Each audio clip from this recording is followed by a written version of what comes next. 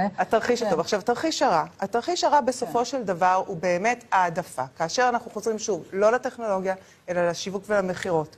אם אני נמצאת היום בתעשייה שהיא לא, אני מוציאה שנייה החוץ את התעשיות הביטחוניות והסייבר האזרחי. והסייבר, שהם שני המוקדים של ההצלחה הישראלית. נקרא משל, הוכחנו, ואם אתם רוצים לקחת מישהו אחר, זה באמת בעיה שלכם, לא של אף אחד אחר. אבל ברמה המחירתית, כאשר יש מה שנקרא, שאנחנו הולכות לסופר פארם, ומגיעות למצב שאנחנו צריכות לבחור אחד משניים או שלושה מוצרים שהם די דומים. אז המותג הוא מה שהרבה פעמים גורם לנו לרצות משהו אחד, מוצר אחד על אחר. אותו דבר בתעשיות שהן לא ביטחוניות. תעשיות של תוכן, תעשיות של וידאו, תעשיות של מחירות, תעשיות של העשרה שיווקית, תעשיות של קוסמטיקה ותעשיות של ויטמינים.